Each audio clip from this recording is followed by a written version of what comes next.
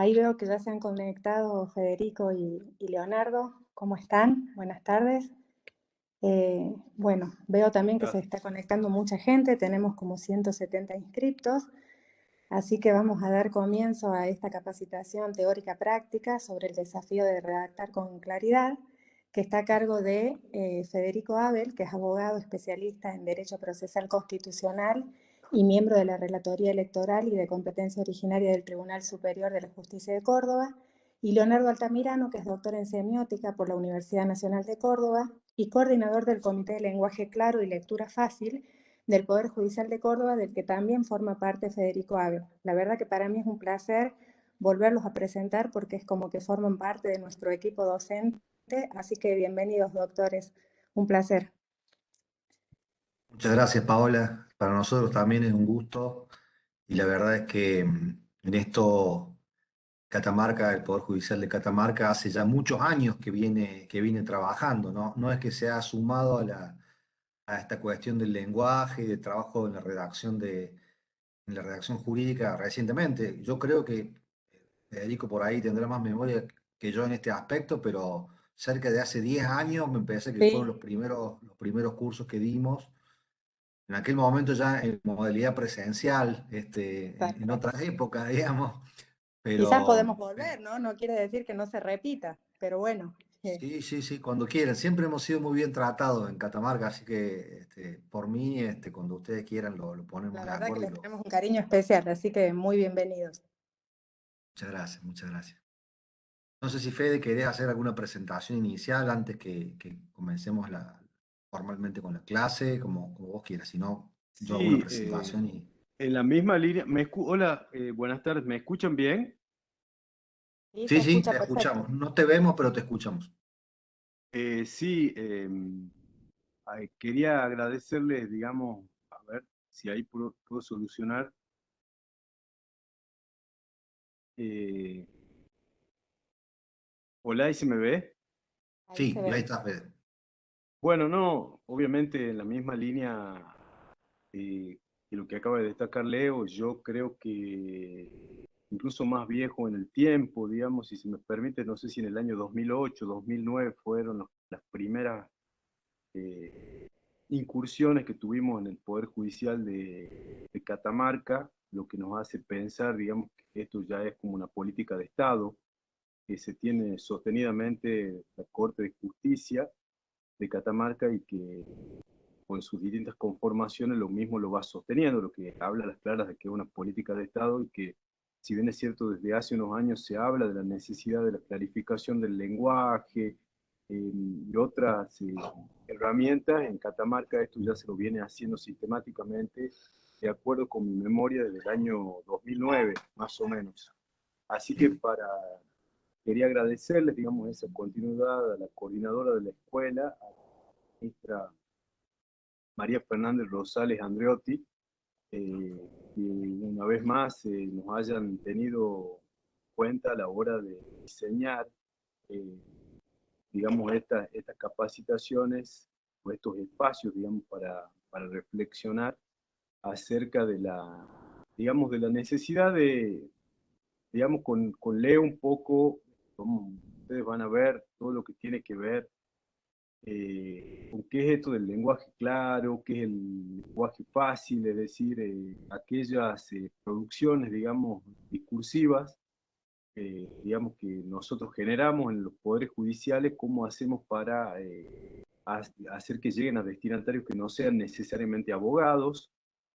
A veces, digamos, las resoluciones están dirigidas a niños, están dirigidas a personas que tienen capacidades especiales, digamos, por la naturaleza de los derechos que están en juego, digamos, por tratarse de cuestiones ambientales, minerales, digamos, con el ambiente, digamos, al ser minerales en las provincias como, como Catamarca, por ejemplo, y que pueden tener impacto, digamos, porque se trata de derechos colectivos o de incidencia colectiva, y entonces el destinatario no es ya el típico abogado, sino que va digamos, un público mayor, y allí está bien, eh, digamos, cómo tenemos que hacer para efectuar alguna estrategia de traducción para que nuestras producciones lleguen a la mayor cantidad de público posible. Y de la misma manera, luego, conmigo van a enfatizar más todas las cuestiones que tienen que ver de cómo logramos que sea más preciso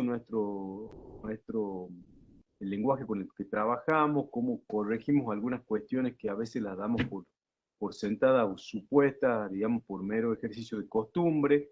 Entonces van a haber más cuestiones que tienen que ver con la presentación de los documentos, cuestiones ortográficas, me refiero a cuestiones de cuándo tenemos que escribir con mayúscula, cuándo no, cómo presentamos nuestros documentos, para qué sirven las negritas, para qué sirven las cursivas, cómo ordenamos nuestros textos para que sean más claros, más precisos, más concisos.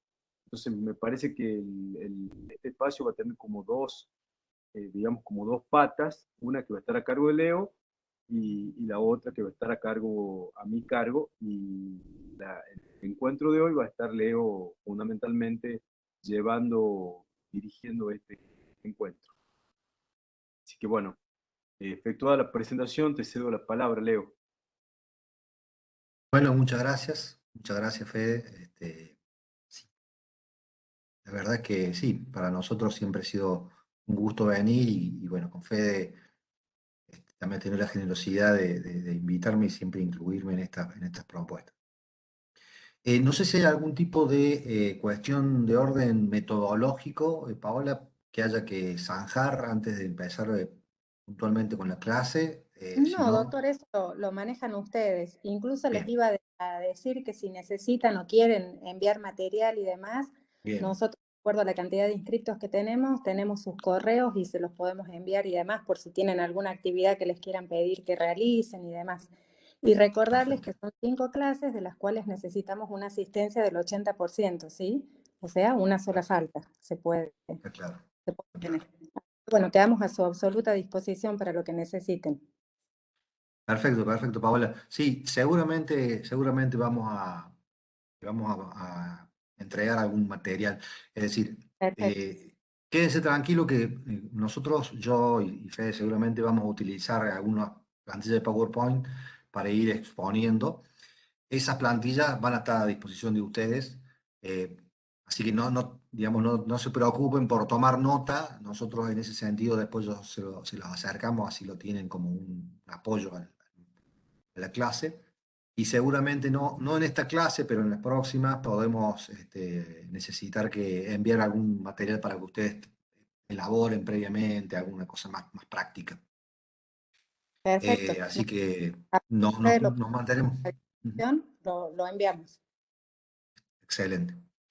Bueno, voy a ver si podemos compartir el PowerPoint de hoy. Ustedes me indican si se ve.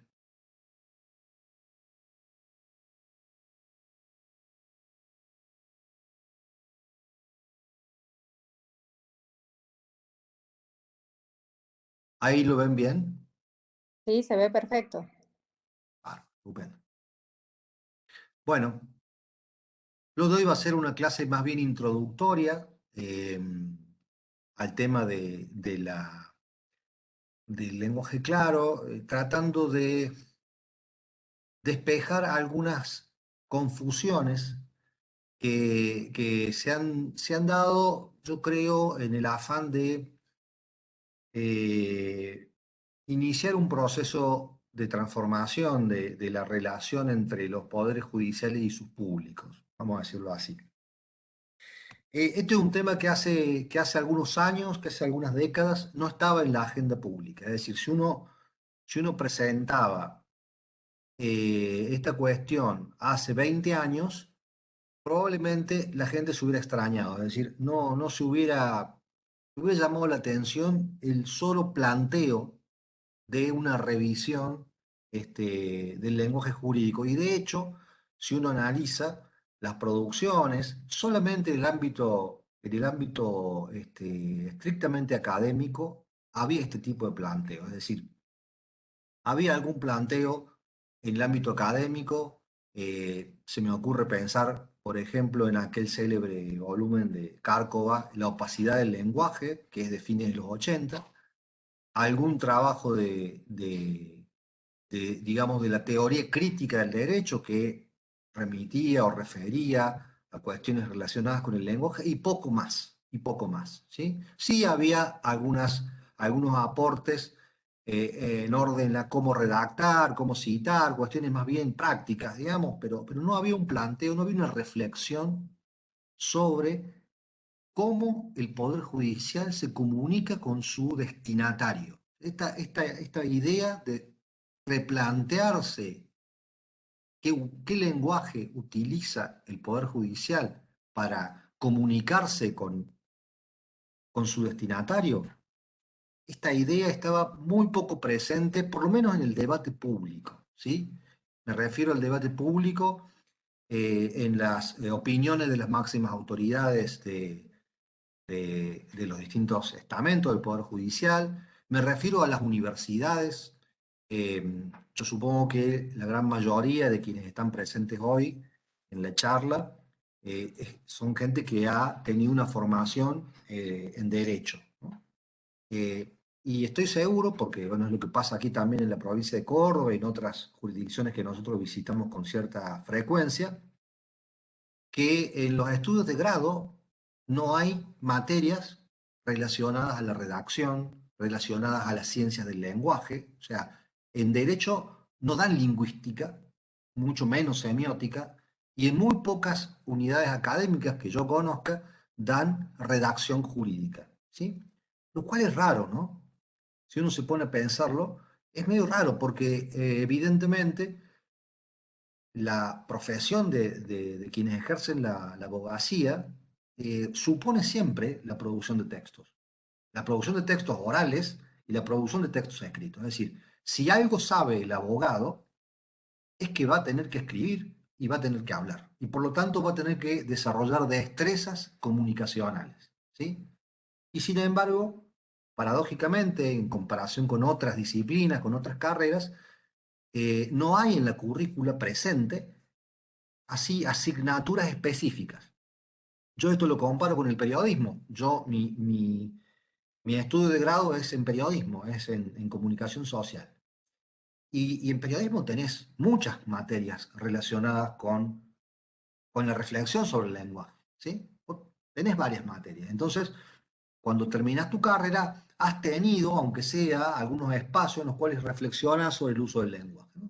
Esto, como les digo, no se da en derecho, ¿no? Es una situación, y ojo, no solamente ocurre en la Argentina, es una situación que se repite en todas las universidades, en todas las facultades de derecho de toda Iberoamérica, ¿sí? Hay estudios de Colombia y de España que corroboran que esta cuestión está presente también en esos otros países. Y entonces, bueno, ahí está el primer signo de que no se ha trabajado este aspecto de la profesión. Y cuando me refiero a la profesión, así en líneas generales, me refiero tanto a quienes trabajan en oficinas judiciales, en tribunales de justicia, fiscalías o asesorías letradas, como en aquellas personas que ejercen la profesión liberal, ¿sí? O quienes ejercen la abogacía en otros ámbitos, ¿no? En la legislatura, en empresas privadas, en otros organismos gubernamentales, ¿no? Y entonces, a mi modo de ver, y esto es simplemente una hipótesis, esta falta de desarrollo de ciertas destrezas vinculadas con el uso del lenguaje, ha generado que se popularice un estilo de lenguaje que es muy difícil de abordar para quienes no tenemos estudios específicos en derecho, ¿sí? Y en este sentido, no solo esta reflexión o este planteo inicial se enfoca en la actividad de los poderes judiciales, sino también en toda actividad vinculada a la cultura legal, ¿sí? Es decir, la gente sin formación jurídica le cuesta trabajo comprender una resolución judicial, aunque sea muy simple, ¿sí? Y también le cuesta trabajo comprender un contrato, ¿sí? Es impresionante cómo cualquiera de nosotros, cualquier persona, firma contratos todo el tiempo. Es decir, baja una aplicación de celular y se le aparece un contrato y uno lo acepta, ¿sí? Mecánicamente lo acepta. Estoy seguro que nadie lee esa información que le ofrece la aplicación antes de aceptarla. Nadie la lee. Y aunque la leyéramos, probablemente muchos de nosotros no la entenderíamos. Y así queda, digamos, queda esta práctica.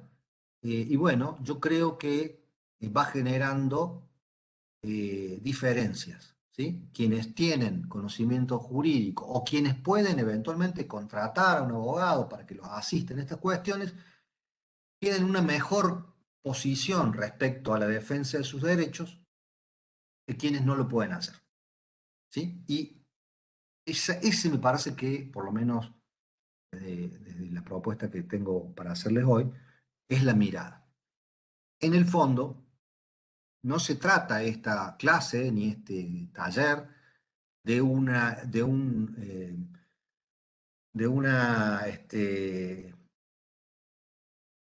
espacio para cultivar un detalle que es el estilo de escritura, no, no es un detalle, no es algo que, bueno, una cuestión meramente estética, sino que es algo que en el fondo conlleva el respeto de los derechos fundamentales de las personas, ¿sí? En el fondo, el planteo sobre la claridad del discurso jurídico lleva a un planteo sobre lo que hemos llamado, lo que se ha llamado el derecho a comprender, ¿sí? Como un derecho fundamental de la gente, a entender, ¿sí?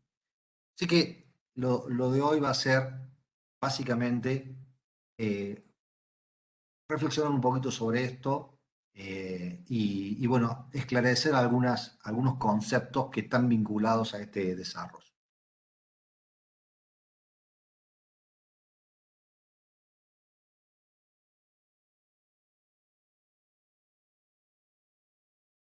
Yo les decía que a mi modo de ver, este planteo, estas reflexiones, eran más bien recientes dentro de nuestra región. El lenguaje claro como movimiento,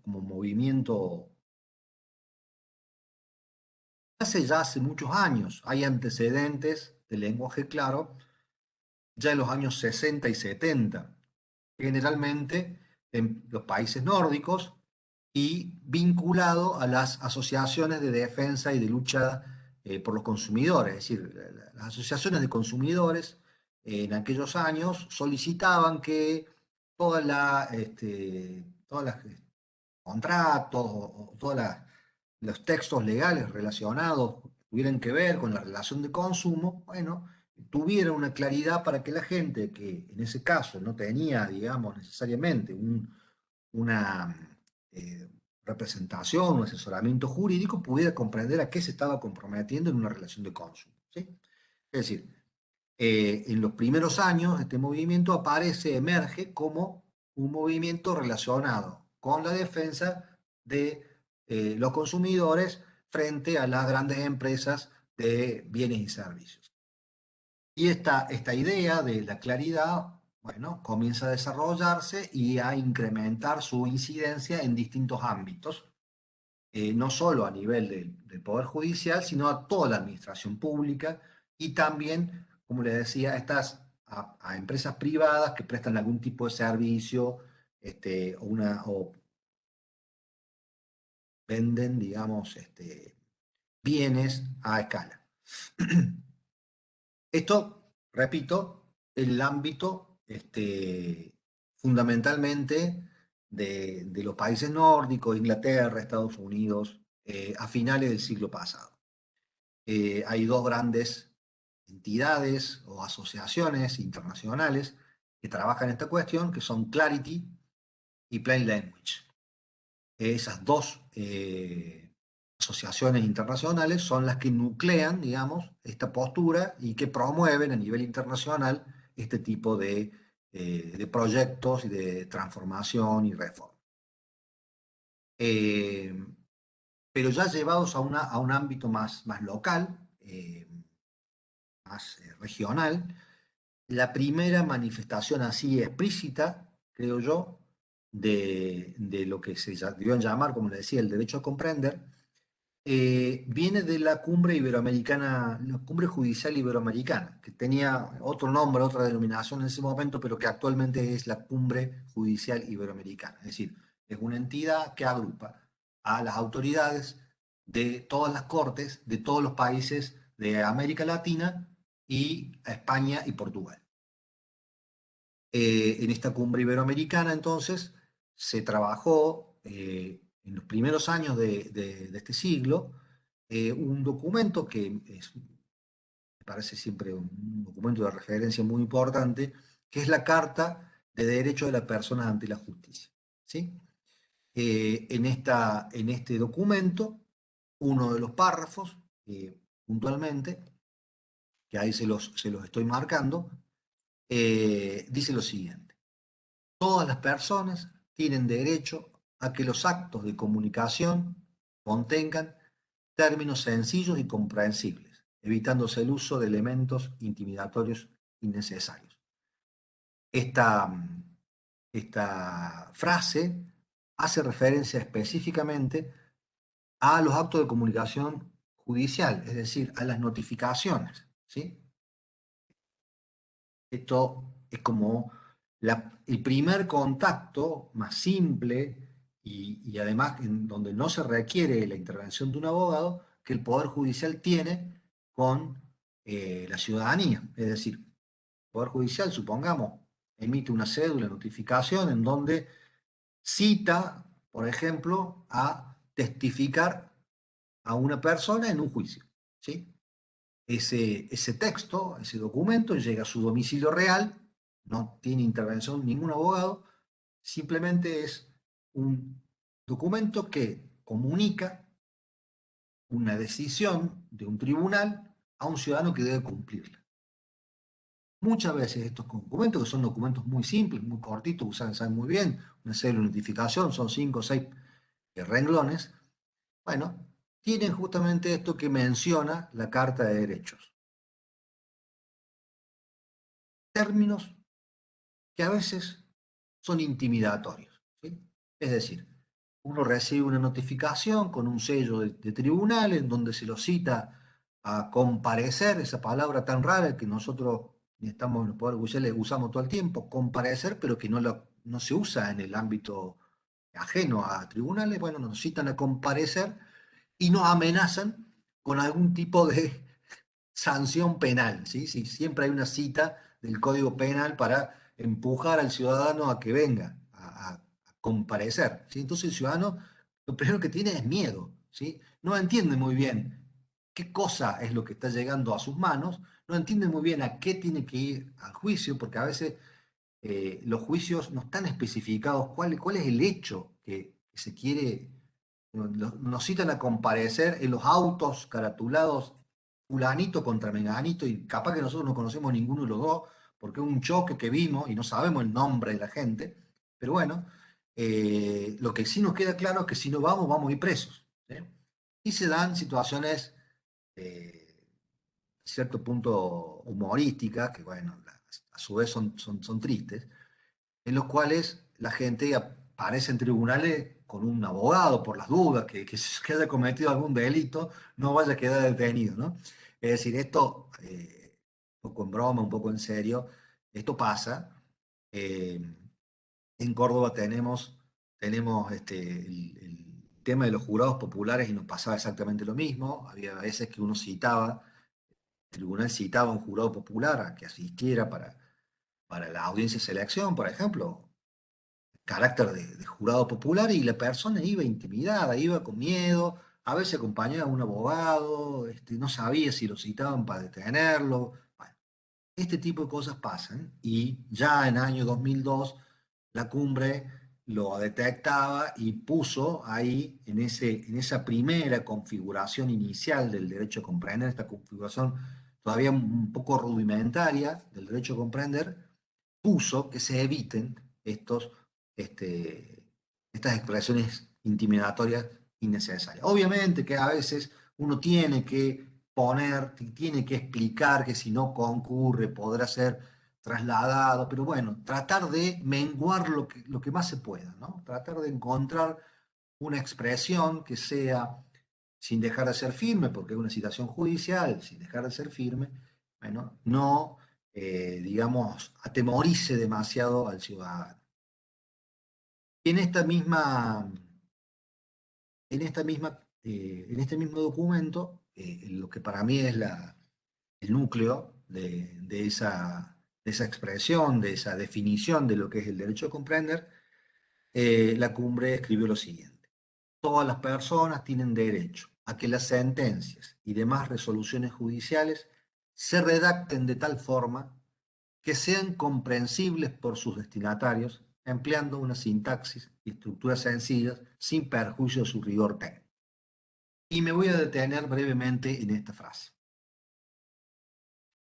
porque me parece que nos puede ayudar a entender qué es el lenguaje claro. Ahora se habla mucho del lenguaje claro, pero para mí se confunde también bastante algunas cuestiones. El núcleo central del lenguaje claro, y es lo que vamos a tratar de ver a lo largo de todas estas clases, es pensar en los destinatarios, ¿sí? Que las resoluciones y cualquier texto elaborado por los tribunales de justicia tenga en cuenta al destinatario, piense en el destinatario, lo tenga presente en la hora de elaborar el texto. Y otra parte que me parece importante es esto de sin perjuicio de su rigor técnico, porque a veces se plantea públicamente, algunas publicaciones periodísticas lo hacen y algunos operadores judiciales también lo confunden esto. El lenguaje claro no pretende poner en riesgo el rigor técnico de la comunicación judicial, ¿sí? Los planteos del lenguaje claro no se contraponen al rigor técnico, ¿sí? El lenguaje claro no es abandonar el rigor técnico y hablarle al ciudadano como si el Poder Judicial fuese, no sé, una, una charla de amigos. No, no. El Poder Judicial es el Poder Judicial, cumple un rol social que no siempre es un rol grato de cumplir, ¿sí? Y por lo tanto, el rigor técnico debe seguir presente. Lo que el lenguaje claro busca es limar, eliminar todos aquellos elementos innecesariamente raros, ¿sí? Que enrarecen innecesariamente el discurso jurídico, pero no busca achatar el discurso jurídico o vulgarizar la jurisprudencia. He tenido yo, bueno, todos estos años de trabajo y de clases, muchos intercambios de opiniones con magistrados, con funcionarios, algunos que no estaban de acuerdo, porque tenían esta idea, que el lenguaje claro era abandonar el rigor técnico y, digamos, entregarse a una especie de charla de amigos en la cual un juez le decía a a un ciudadano como si fuese primo de él, che, mirá, vos tenés que hacer esto o aquello, ¿no? Es una concepción errada del lenguaje claro. El lenguaje claro no busca eso. El lenguaje claro, repito, busca tener en cuenta los destinatarios, es decir, es un dato que no podemos pasar por alto. ¿Cuáles son las competencias de los destinatarios? Ya vamos a ver enseguida a qué llamamos competencia y demás. Primer punto. Y segundo punto, eliminar aquellas rarezas que a veces el discurso jurídico incluye y que no son necesarias porque no hacen al mayor rigor técnico, al contrario, ¿sí? Es decir, yo puedo estructurar una sentencia con absoluto rigor técnico sin usar latín, sin usar arcaísmos, ¿sí? Sin utilizar a veces palabras que están fuera del uso coloquial y que simplemente perviven en la jerga, digamos, judicial. ¿Sí? Si yo digo página en lugar de foja, no pierdo ningún rigor técnico. ¿Sí? No pierdo ningún rigor técnico, simplemente abandono un arcaico. ¿Sí? Eh, si yo digo a modo de conclusión, en lugar a guisa de colofón, como una expresión que siempre que he leído en muchas sentencias, no pierdo ningún rigor técnico, simplemente abandono un arcaísmo. ¿Sí? Entonces, el lenguaje claro no pretende abandonar el rigor técnico, sí pretende despojarse de algunas, vamos a decirle así, malas costumbres lingüísticas. Malas costumbres lingüísticas. Y miren, esto también me parece muy importante este fragmento que hemos puesto aquí de la carta. Dice, emplear una sintaxis y estructuras sencillas. Yo creo que por acá pasa la clave. Uno de los grandes problemas de la redacción jurídica, Fede va a abordar con más detalle este asunto, pero uno de los principales problemas es la sintaxis. ¿Sí? No el uso de terminología técnica, porque el uso de terminología técnica se puede solucionar muy fácil, explicando. Con una paráfrasis solucionamos el problema del uso de la terminología técnica. Lo que es muy difícil de erradicar y de solucionar es la sintaxis propiamente judicial. Por esta cuestión por prácticas consolidadas por el tiempo y demás, me parece que se ha desarrollado una forma de escritura eh, basada en lo que se denomina habitualmente el párrafo unioracional, ¿sí? Es decir, una oración que tiene 70, 80, 90 palabras, ¿sí? Que tiene subordinadas dentro de subordinadas, incisos que aclaran cosas adentro de la misma oración. Ese tipo de sintaxis barroca es el principal obstáculo para la comprensión del discurso jurídico por parte de aquellas personas que no están acostumbradas a leer fallos y resolución. Entonces, me parece que en estos 4 o 5 renglones de la cumbre está como el meollo, o sea, está como los principales elementos de lo que podemos considerar el lenguaje claro como movimiento. Está bien, la cumbre no se quedó ahí, no fue solamente en este texto del año 2002 sobre el tema del lenguaje, sino que lo mantuvo en diferentes reuniones de la cumbre. ¿Sí? Es decir, en la cumbre hay una comisión permanente sobre temas de lenguaje. ¿Sí? Está integrada, por supuesto, por las máximas autoridades de los poderes judiciales de Iberoamérica. En otra de las cumbres, esta es la de Paraguay, en el año 2010, realizada en Asunción, no, perdón, 2016, 2010 fue en Uruguay, también se trabaja esta cuestión. Y dice así, me parece interesante porque incorpora otro elemento a la cuestión. Dice lo siguiente, la fundamentación de las decisiones judiciales constituye una garantía del correcto ejercicio del poder conferido a las instituciones judiciales y será expuesta en términos comprensibles y concisos, sin recurrir a tecnicismos innecesarios. ¿Qué me parece interesante de esta otra afirmación?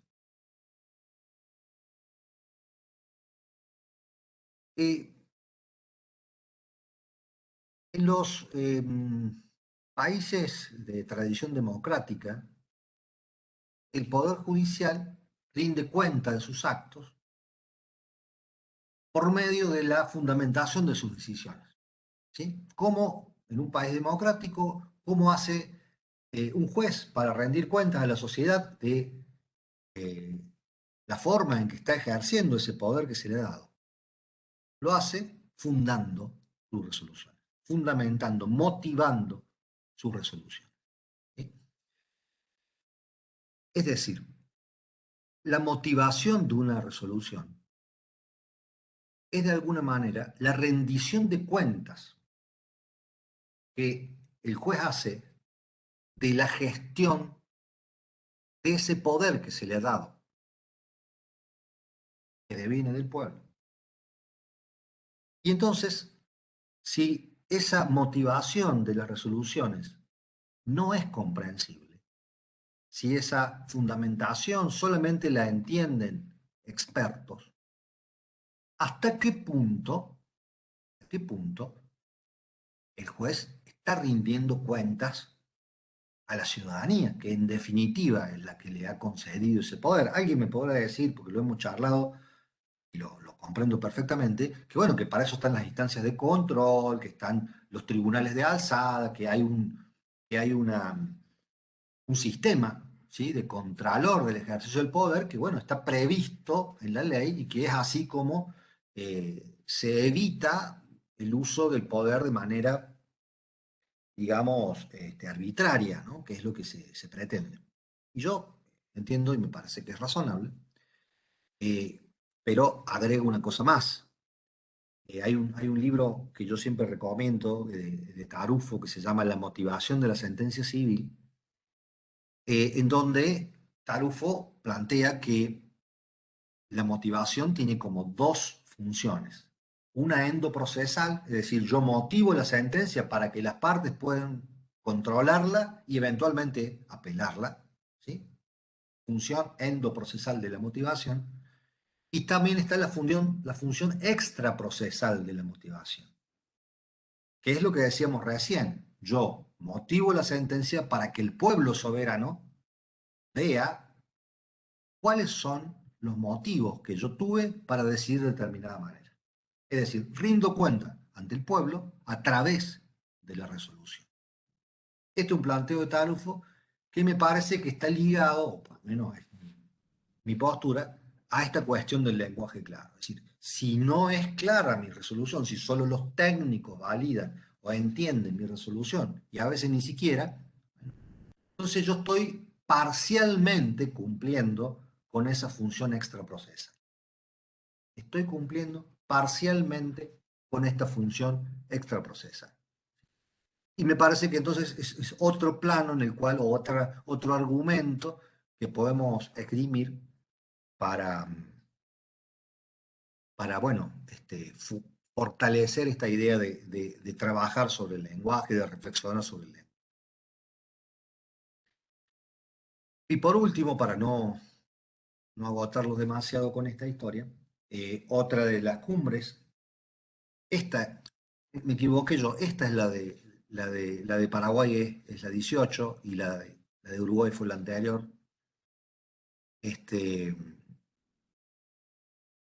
Quien vuelve a referirse la cumbre a este tema y señala lo siguiente: la legitimidad de la judicatura está ligada a la claridad y a la calidad de las resoluciones judiciales. Es esencial el uso de un lenguaje claro, inclusivo y no discriminatorio en las resoluciones judiciales y una argumentación fácilmente comprensible. ¿Sí? Esto es lo que dice 2016, si mal no recuerdo, la cumbre judicial. Sobre esto podríamos hablar 2 cursos enteros. Voy a limitarme a 2 o 3 aspectos para, digamos, ser metódico en el orden que habíamos charlado. Lo que me parece importante en este momento hablar es el tema de cómo la cumbre asocia la claridad con la legitimidad. ¿sí? Acá está sobrevolando esta idea de que la legitimidad de alguna manera tiene que ver con lo público, ¿sí? Y me parece que la cumbre en este sentido, o por lo menos es mi lectura de ese análisis, perdón, este texto, me parece que la cumbre también asocia la legitimidad a esta función extraprocesal de la cual hablábamos recién, ¿sí? La cumbre, me parece a mí, en mi lectura, al asociar claridad y legitimidad, está diciendo, bueno, si la judicatura no es clara, es difícil luego pedir legitimidad social, ¿sí? Podrá tener la legitimidad legal, digamos, porque nadie pone en discusión, digamos, esa cuestión, su rol como dentro de la República. Pero también hay una cuestión de legitimidad social, de acuerdo, de consenso social, que necesariamente tiene que ver con la claridad de la resolución.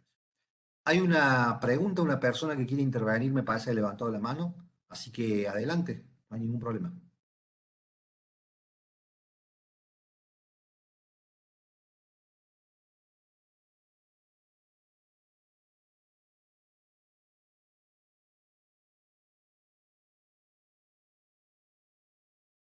Luciana, ¿puede ser? ¿O fue un que tiene levantada la mano? Luciana Gómez Bisoni.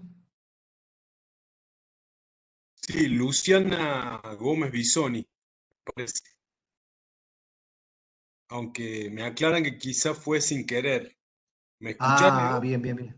Sí, te escucho, Ah, Fede. perfecto. Ah, bueno, bueno. Me avisan, yo no tengo problema y me olvidé de decirlo. Si alguien tiene una pregunta, quiere intervenir, dar su opinión, no hay ningún problema. Levanta la mano y yo apenas termino esa parte, le doy la palabra. Esto pretende ser algo muy abierto. Lo mismo, Fede, si vos querés intervenir o explicar o agregar algo, con todo gusto, vos simplemente avísame y listo. Sí, ahí te puedo aclarar, ¿puedo agregar algo, Leo? ¿Cómo no? ¿Cómo no? Sí, me parece que esto, digamos, todo lo que estábamos tratando, que aún, digamos, puede ser visto en este momento como una cuestión, digamos, que a veces es, digamos, que es como extraña digamos, la formulación, al menos, no nos habían preparado así en las facultades. Hemos crecido en un ámbito, los abogados, estoy diciendo, digamos, en un ámbito más bien hermético, en el que nosotros no nos preocupamos, digamos, por el destinatario, nuestro destinatario era siempre el abogado, y entendíamos que el abogado era el responsable, digamos, de las traducciones a sus clientes.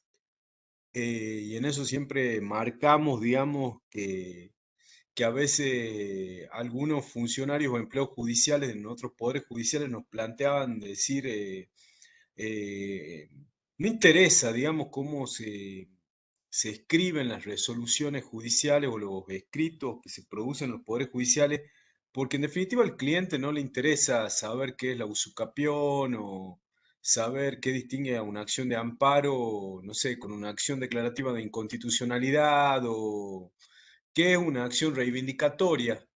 El cliente lo que le importa es digamos que el abogado le solucione el problema de la misma manera que el médico le soluciona el problema a una persona sin saber qué es un menisco o qué es una rótula de la rodilla. Como si fuesen equiparables, digamos, la función, digamos, que cumple el médico con esta función estatal, en la que, como dice Leo, está en juego la legitimidad misma del Poder Judicial al dar razones de, de aquello por medio del cual se resuelve, digamos, sobre la vida, sobre el patrimonio, sobre la libertad de las personas. Entonces nosotros siempre lo que planteamos acá, que este tipo, digamos, de esfuerzo, mayor esfuerzo, digamos, por hacer lo más comprensible posible nuestras resoluciones por medio de traducciones, eh, traducciones de los conceptos jurídicos, con mayor razón los términos que pueden estar en latín o en otras lenguas, es mayor cuando los intereses en juego tengan ese carácter colectivo, cuando haya personas menores de edad, cuando, digamos, la propia naturaleza de la causa marque que haya en juego más bien derechos o intereses difusos, colectivos, causa que tengan mucha trascendencia institucional. Allí la obligación primero de la claridad y luego de un lenguaje que sea lo más accesible posible es mucho mayor que cuando se trata, por ejemplo, de un juicio ejecutivo, estoy ejecutando un cheque o digamos, cuestiones que son absolutamente, qué sé yo, un fideicomiso o cuestiones que son muy de intereses, digamos, muy particulares, digamos, quiero decir, en cuanto me refiero al derecho que tiene que ver con dos particulares, mejor dicho, que cuando son intereses o bienes de carácter colectivo, ¿no? O cuestiones institucionales. Bueno, eso que quería marcar, Leo. Sí, totalmente de acuerdo, Fede. Muy pertinente lo que decís. Porque ahora, hasta acá hemos planteado el tema en términos absolutamente teóricos, digamos. Pero se pone interesante cuando decimos, bueno, ¿y todo esto qué implica en el hacer diario, ¿sí? En el trabajo cotidiano de un tribunal o de un estudio jurídico? Entonces, ahí yo coincido con Fede que hay prioridades. Y no es lo mismo, digamos, la necesidad de este tipo de estrategias cuando estamos ante una causa que solo interesa y exclusivamente interesa a dos partes y que a su vez esas partes, uno sabe por condiciones que no tienen inconvenientes de comprensión, si dos empresas están discutiendo sobre una cuestión estrictamente societaria, de acción y cosas por el estilo, no es lo mismo que un amparo ambiental que afecta a una comunidad de diferentes personas con distintos niveles de formación y demás, ¿no? Entonces, parece que a la hora de la aplicación de las estrategias de clarificación, bueno, hay prioridades y eso también vamos a tener que verlo en su momento. Pero bueno, esto era como un planteo absolutamente teórico, como el puntapié, como de dónde sale o de dónde a nivel regional, es decir, en nuestro contexto iberoamericano, cuáles eran los tópicos que se habían tocado en los últimos años.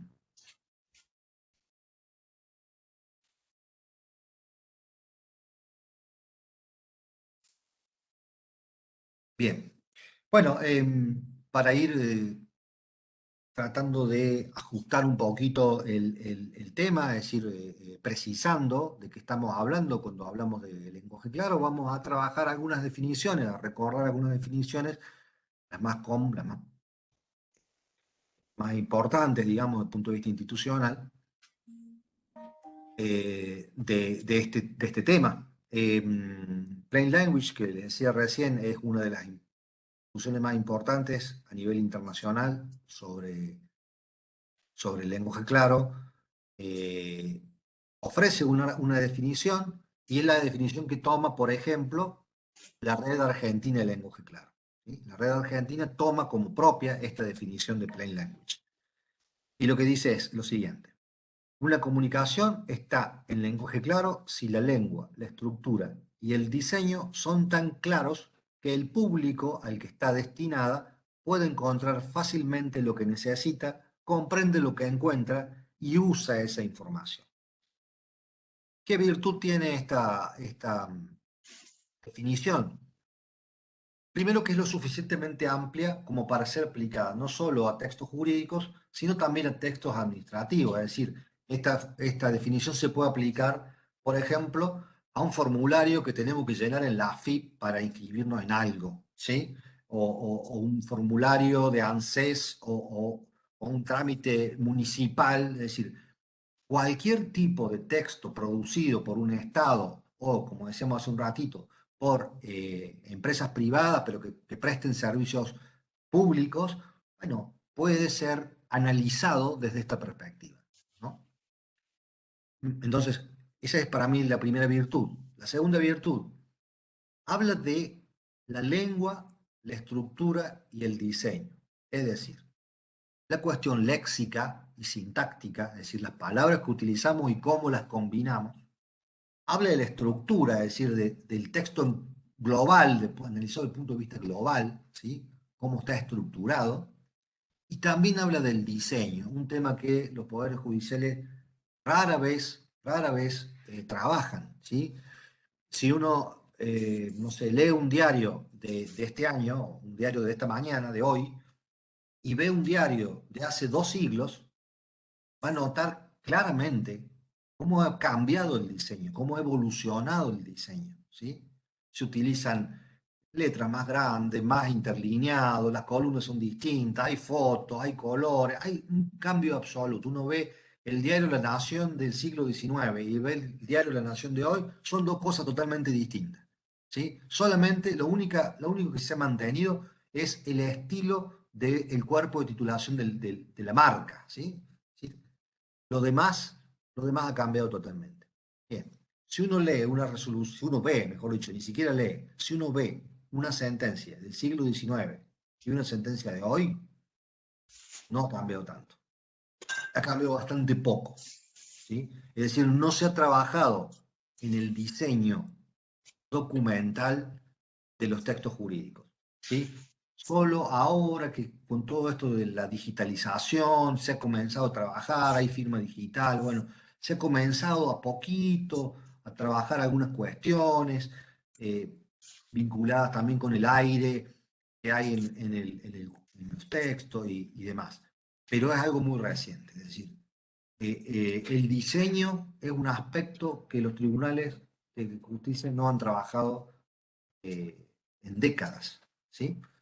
Y entonces me parece que es un aspecto que podemos marcar como para trabajar. Por ejemplo, por supuesto, esta definición también hace referencia al destinatario, el público al que está destinado, es decir, el centro de la referencia hacia donde tenemos que apuntar es ese, el público al que está destinado. Y luego, un aspecto, yo diría, pragmático, ¿sí? ¿Cómo valoramos, cómo evaluamos si un texto es claro o no? El público encuentra ahí lo que necesita, comprende eso que encuentra, puede usar esa información para la defensa de sus derechos.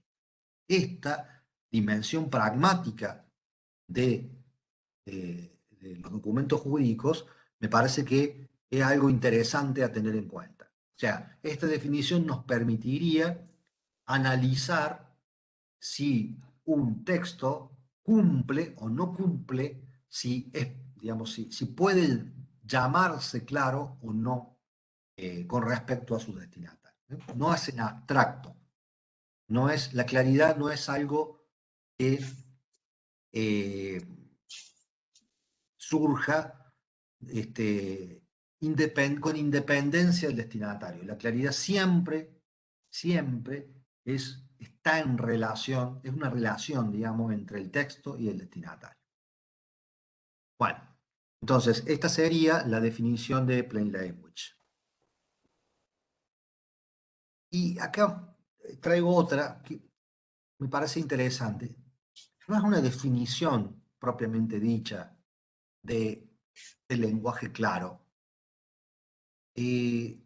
pero me pareció interesante, digamos, charlarla con ustedes. La Real Academia Española, junto con el Consejo General del Poder Judicial de España, elaboraron una serie de trabajos de investigación, un largo diagnóstico sobre cómo se escribe en los tribunales españoles, y luego de ese diagnóstico produjeron un texto que se llama el Libro de Estilo de la Justicia, ¿sí?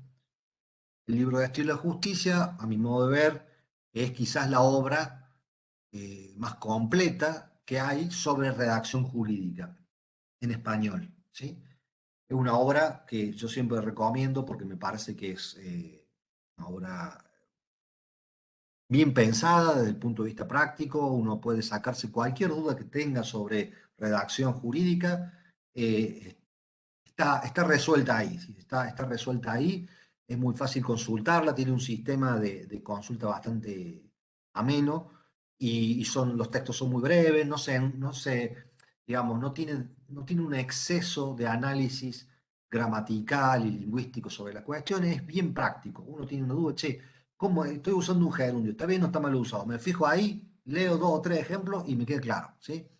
Entonces, me parece que siempre es un libro de consulta válido. Bueno, en ese libro tiene un capítulo sobre el lenguaje claro, y en ese capítulo, si bien no da una definición propiamente dicha, dice lo siguiente, dice así. Un discurso es inadecuado cuando no se adapta. Ahí me equivoqué yo. Dijo, está mal escrito, perdón, ya después se lo cambio cuando se los pasen. No se adapta, no se adopta, es no se adapta. Me ha traicionado ahí el corrector. Un discurso es inadecuado cuando no se adapta al nivel de la lengua o a la capacidad de comprensión del destinatario, ¿sí? Esto dice la Real Academia. Es decir, para hablar de un discurso adecuado, tenemos que hablar de una adaptación de ese discurso al nivel de la lengua y a la capacidad de comprensión del destinatario.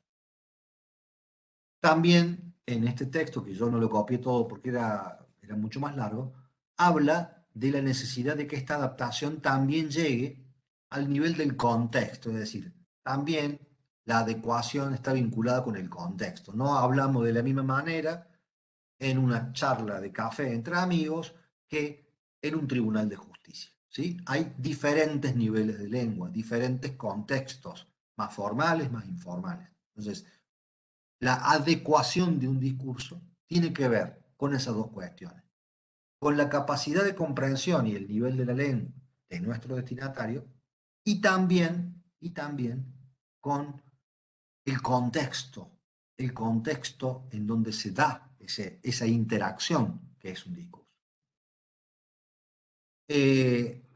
Más abajo, más adelante, la Real Academia dice, la claridad es uno de los rasgos más importantes de la adecuación de los textos jurídicos.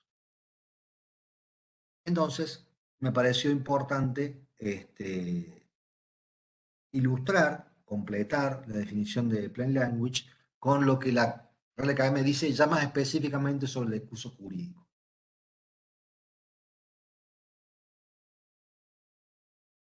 La conclusión a la cual podríamos arribar, en definitiva, es que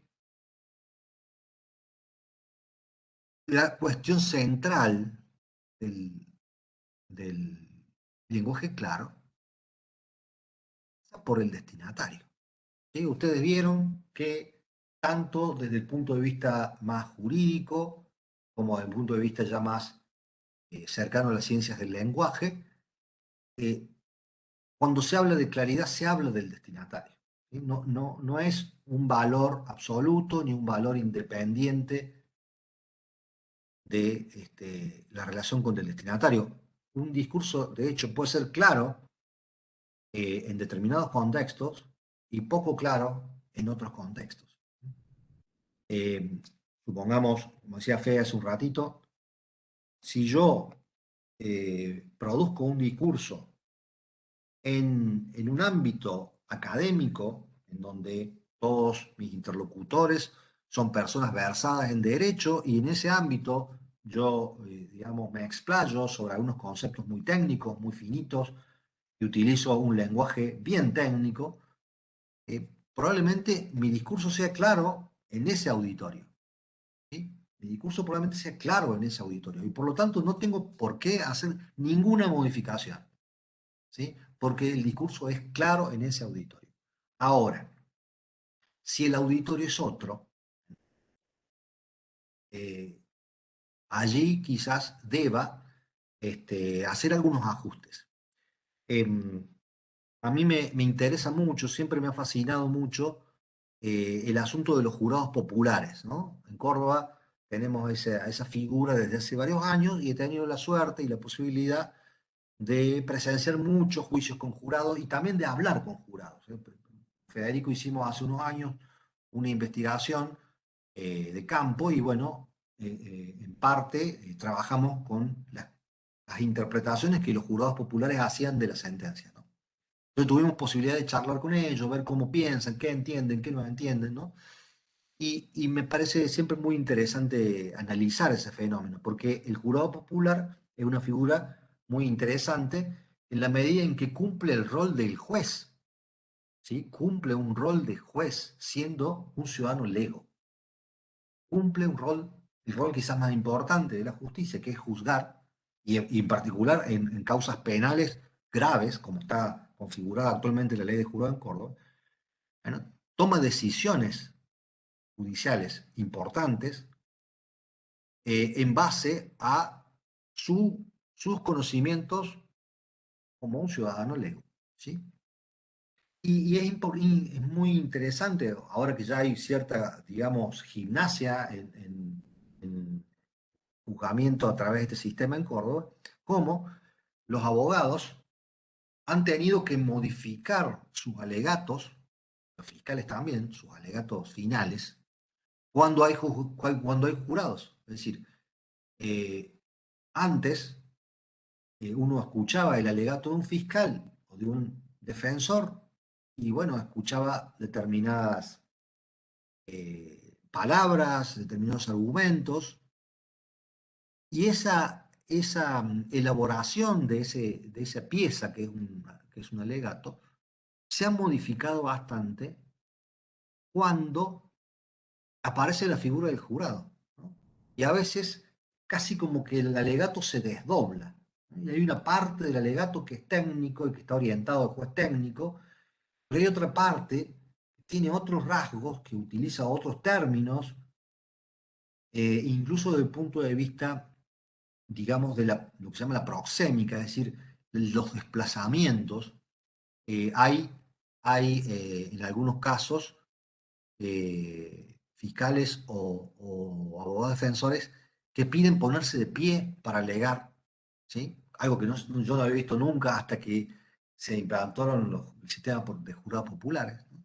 Porque ellos consideran que ese desplazamiento, los movimientos que le permite ese desplazamiento, afectan de otra forma al jurado, ¿no? O sea, hay toda una estrategia discursiva diferente, diferenciada para el jurado popular.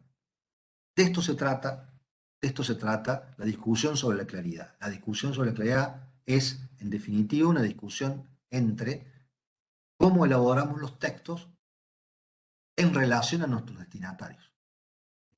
Bueno, entonces, más allá de esta anécdota, a mí me parece interesante plantear un concepto propio de la semiótica que yo tomo de un semiólogo italiano, Umberto Eco, también conocido como un gran escritor que era.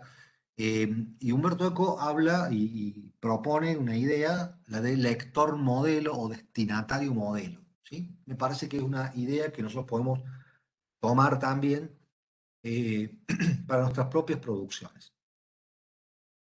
Y en esto les pido a ustedes que están escuchándome que me acompañen en una visualización, nos pongamos en situación de escritores, ¿no? Cuando cada uno de nosotros, eh, digamos, tiene que ponerse a redactar un texto, ¿sí? Cuando se escribe una resolución, un dictamen, una presentación, lo que ustedes quieran, lo que ustedes hagan habitualmente en su trabajo cotidiano.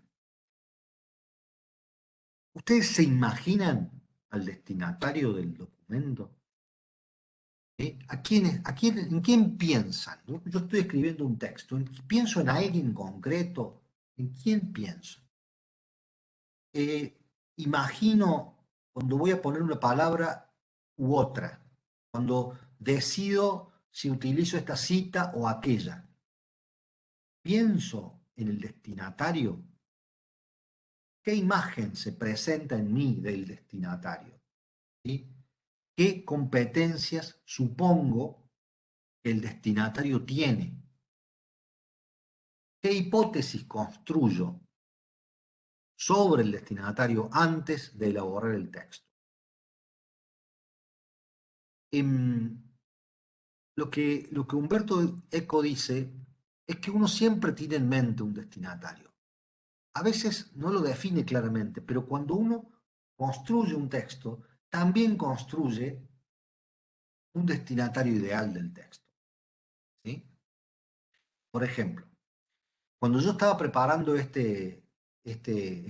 clase, yo pienso que como esta clase está organizada por el Poder Judicial, la gran mayoría de las personas que me van a escuchar son abogados o han estudiado abogacía o tienen relación con el derecho. ¿Sí? Porque presumo que mi auditorio está por ahí. ¿Sí? Y entonces, cuando hago la selección de citas, qué tomo, qué digo, qué no digo, qué autores tomo, ¿sí? Pienso, supongo, hago una hipótesis de los conocimientos que ustedes pueden tener. ¿Sí? Si yo esta clase la diera a comunicadores o a semiólogos o a lingüistas, la daría de otra forma. Utilizaría otros autores, ¿sí? Utilizaría probablemente otro orden, ¿sí?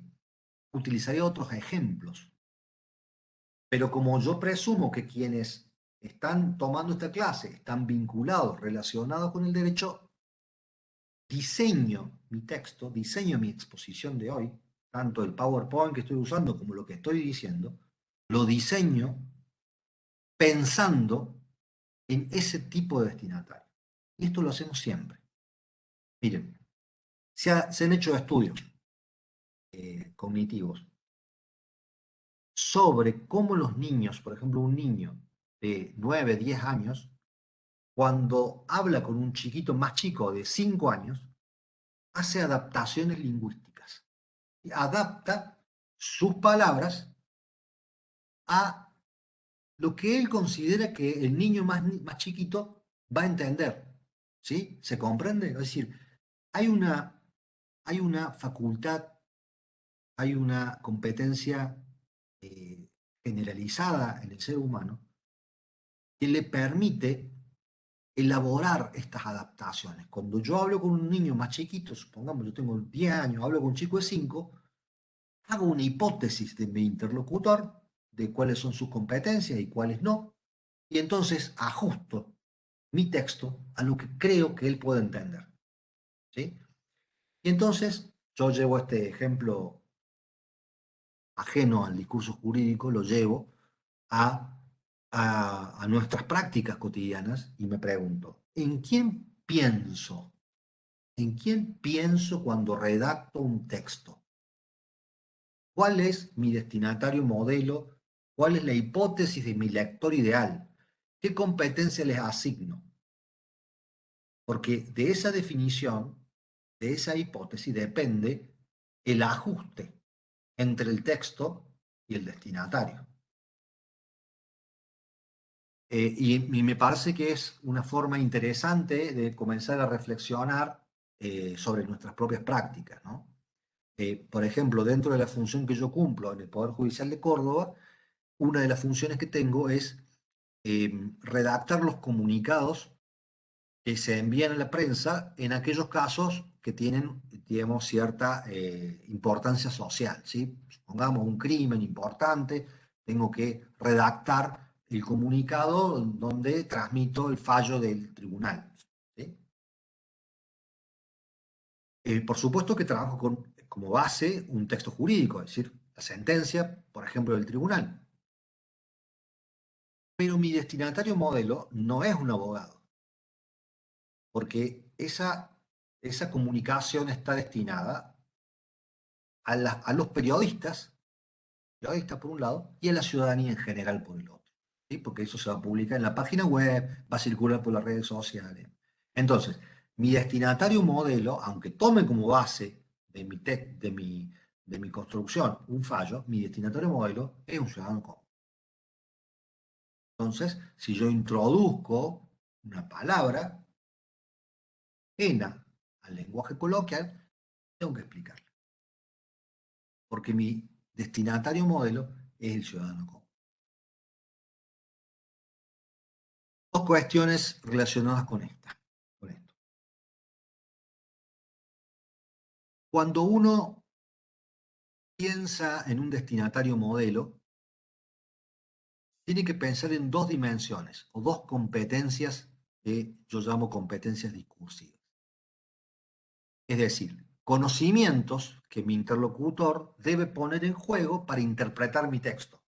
¿Sí? Esas son las competencias discursivas. Todos los conocimientos que mi interlocutor debe poner en juego para interpretar mi texto. Y se dividen en dos. Las competencias lingüísticas, es decir, el dominio de la lengua en la cual estamos hablando, sintaxis, semántica, pragmática, le permite entender de qué estoy hablando. Y la competencia enciclopédica, es decir, el conjunto de conocimientos del mundo que los hablantes utilizan para sus procesos de interpretación. Por ejemplo, yo estoy dando esta clase en español, porque presumo que mis interlocutores son hablantes de español.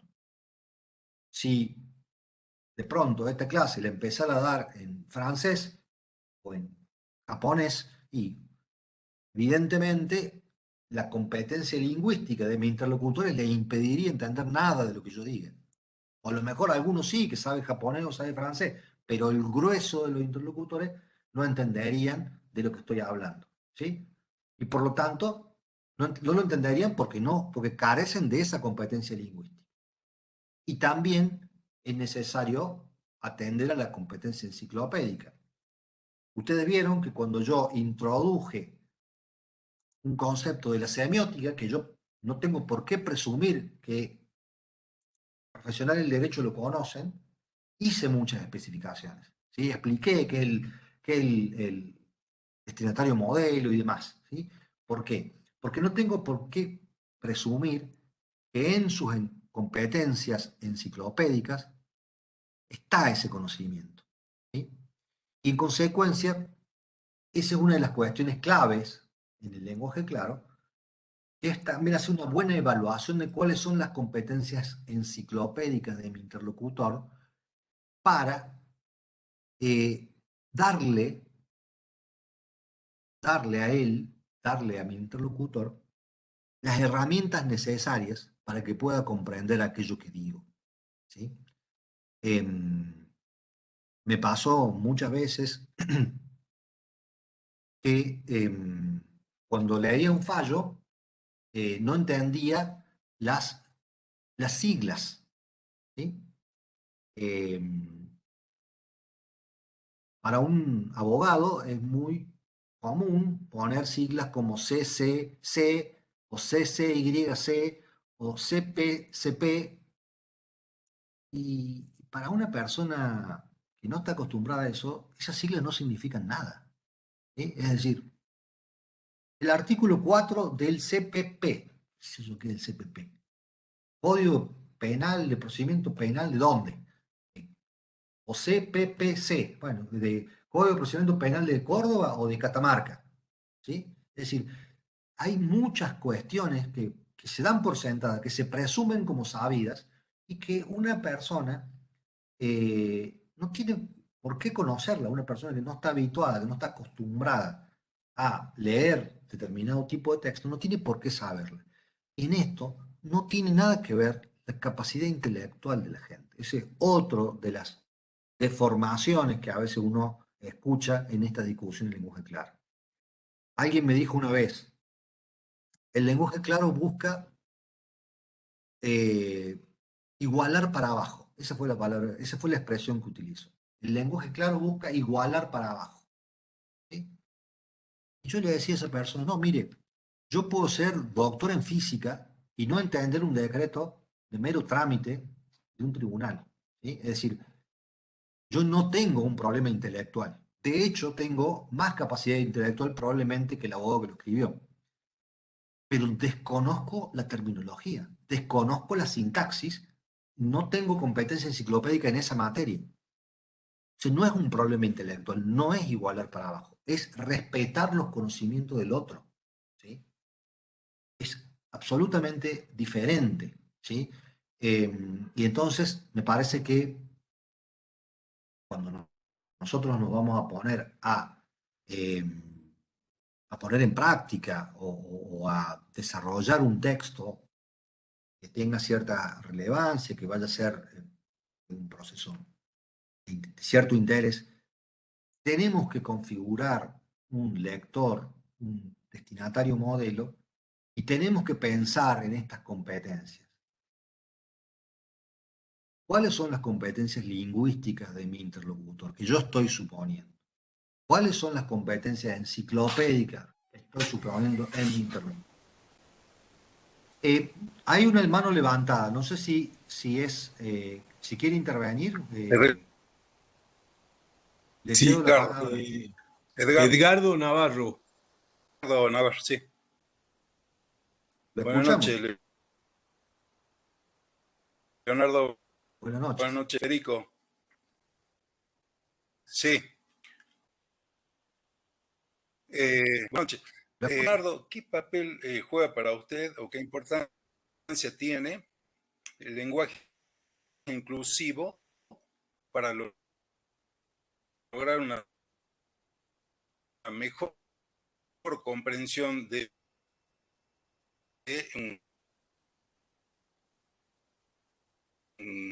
una sentencia, una resolución, un dictamen,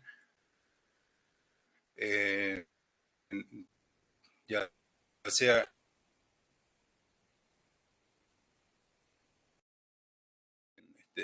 Se me corta un poquito. Edgardo.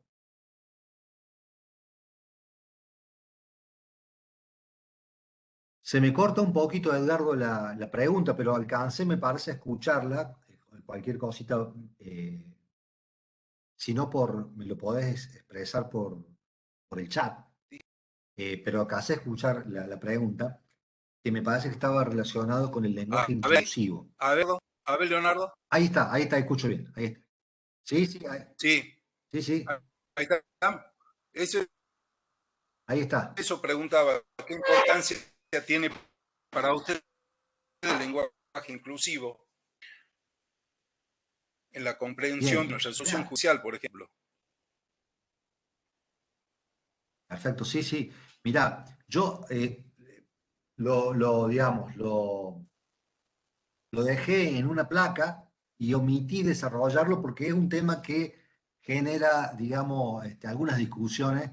Bueno, no quise meterlo en el medio de una charla sobre otro tema. Te respondo brevemente, como para no dejar esta cuestión. Me parece que es un tema interesante de charlar y se presenta siempre, se presenta siempre.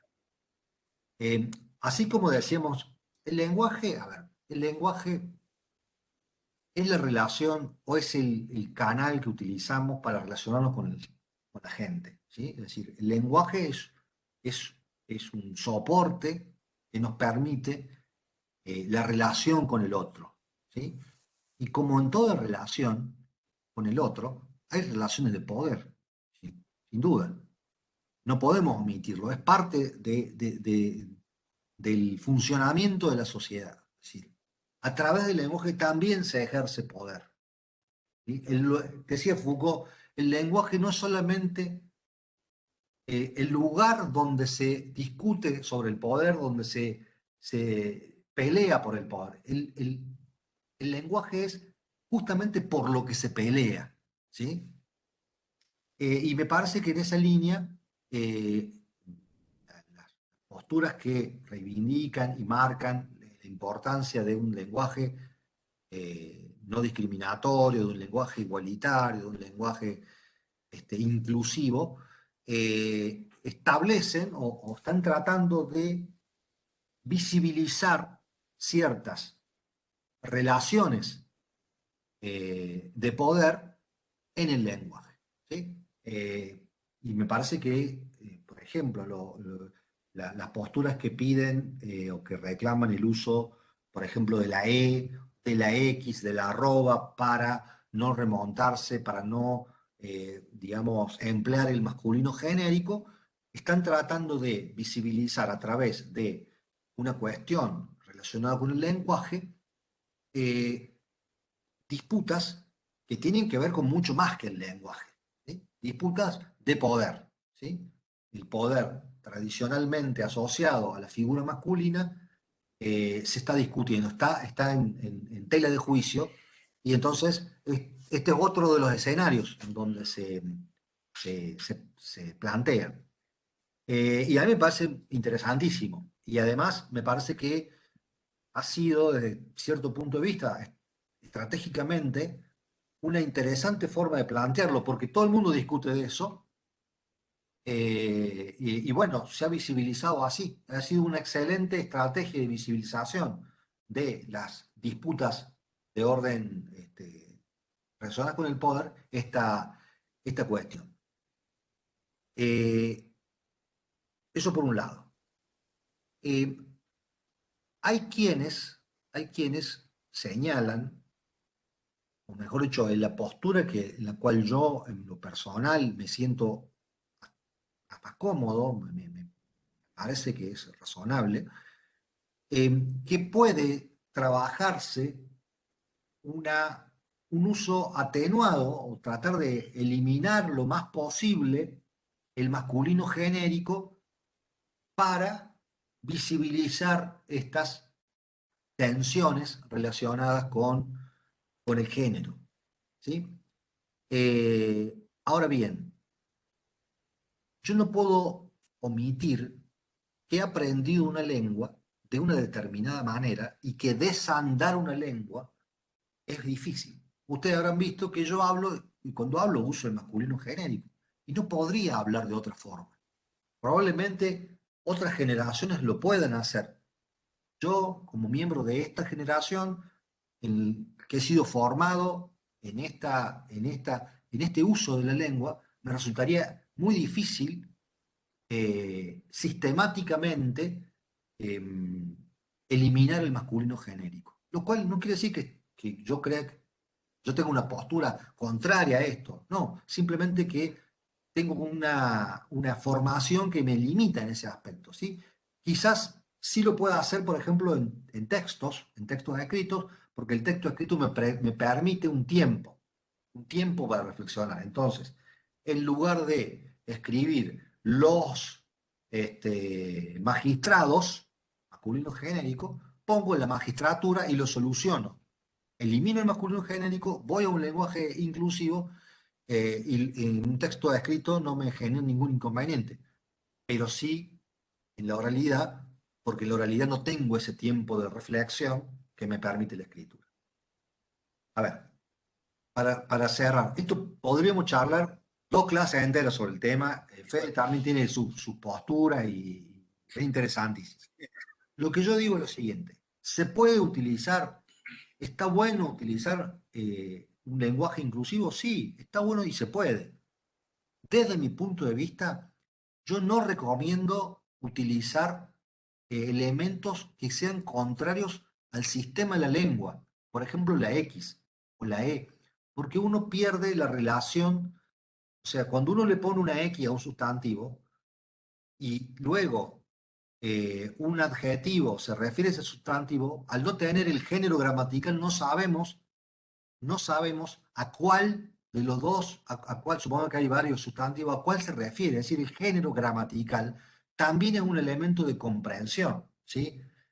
Y por lo tanto, a mí me parece que, digamos, cualquier uso de elementos inclusivos en la lengua, por lo menos en la lengua formal, que es la que está trabajando, el registro en el que está trabajando los tribunales de justicia, tiene que ser dentro de las normas gramaticales, ¿sí? Es decir, una cosa es, en lugar de poner los magistrados, los funcionarios y los empleados, todo masculino genérico, poner la comunidad judicial, que es lo mismo, pero sin el masculino genérico, es absolutamente aceptable, razonable, no viola ninguna norma gramatical y demás.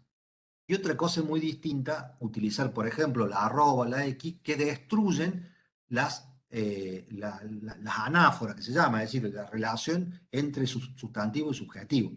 Esa es mi postura. Como le digo, podemos charlar un año sobre esto. No sé si Fede lo tiene pensado abordar en algún momento. No me quiero yo anticipar a eso. pero es una de las discusiones que está ligada al tema de la redefinición del lenguaje, ¿no? Yo creo que se pueden hacer gestos de reconocimiento digamos, de la no discriminación, porque además no solamente el único colectivo es, digamos, el tema de género. El tema de género es uno de los colectivos quizás el más importante por su magnitud.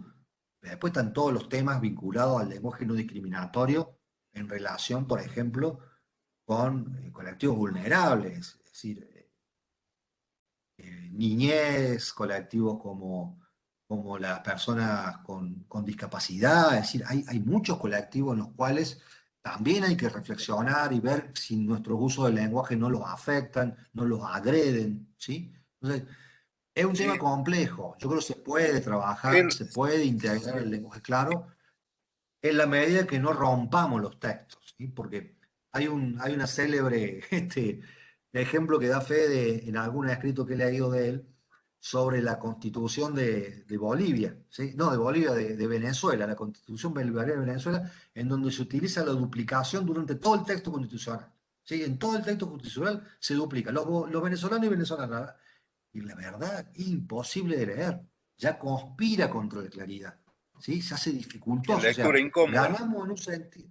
Claro, ganamos en un sentido, si vos querés, pero después perdemos en otro, porque no se entiende. Se hace tan enfarragoso esa redacción que prácticamente, digamos, nos cuesta entender. Entonces, a veces hay fórmulas que se proponen para un uso no discriminatorio del lenguaje que terminan lastimando la comprensibilidad. Y los textos, esto también es una postura, los textos son para comunicarnos.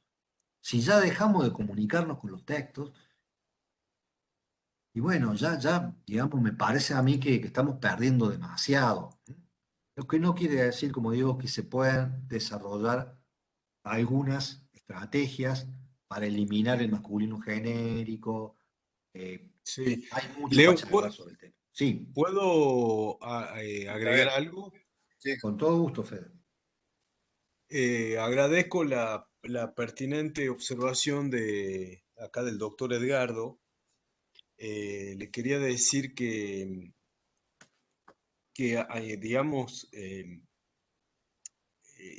la primera cosa que, digamos, que me parece que es importante formular es que hay cuestiones que se ponen de moda y a veces se ponen de moda, eh, digamos, no quiero decir que la igualdad de género sea una moda, eso es la primera aclaración, sino ahora el tema No, del no sé lenguaje si claro ahorita entendí. se ha transformado, el lenguaje claro se ha transformado, por ejemplo, en una moda. Entonces ahora hay talleres y seminarios, en buena hora, digamos, como decíamos con Leonardo, aprovechar esto, pero por eso al comienzo nosotros marcamos que en Catamarca ya en el año 2009 ya hacíamos esto, ¿sí? Me hace acordar una canción de Charly García que decía, mientras miro pasar las olas, yo ya soy parte del mar, que seguramente Leo la conoce muy bien. Entonces me parece que no es tan importante ser una ola como formar parte del mar, digamos, es decir, sedimentar cuestiones. Entonces, el hecho de que Catamarca trabaje en estas cuestiones desde el año 2009 significa que es un compromiso serio, primera cuestión. Segunda cuestión,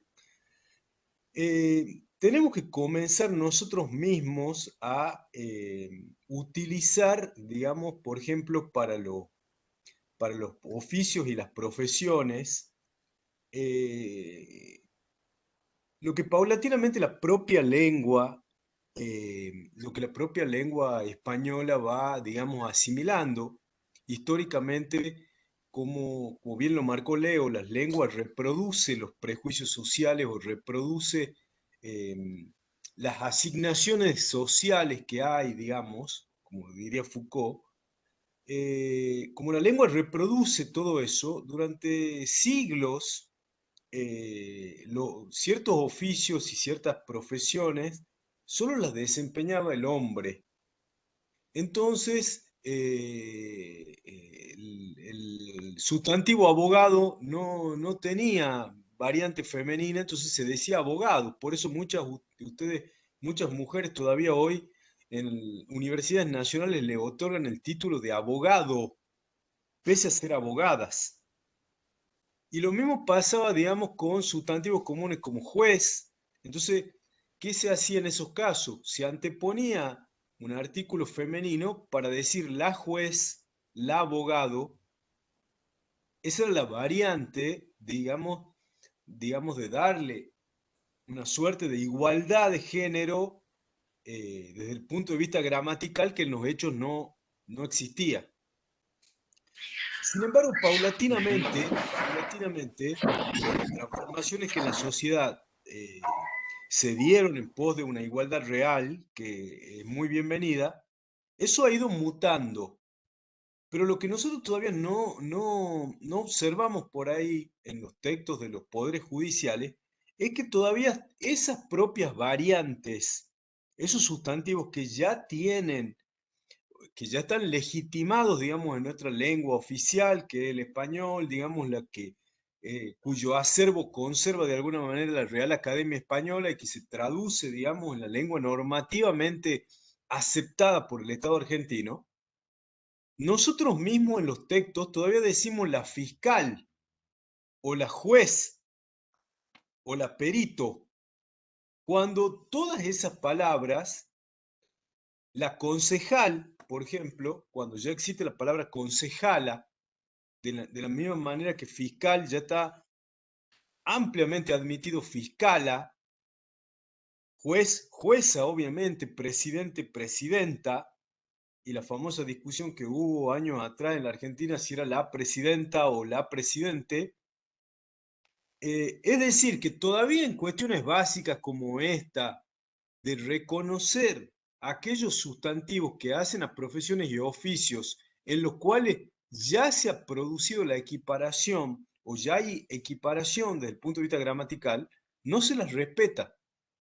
Y a veces a mí me llama la atención, me parece que fue en Río Cuarto, y no sé si en otra provincia, eso dentro de Córdoba, y después en otra provincia, que no recuerdo el nombre, o no me quiero acordar, donde fue una propia funcionaria que me dijo, yo nunca voy a poner fiscala porque no me gusta, porque no me suena bien.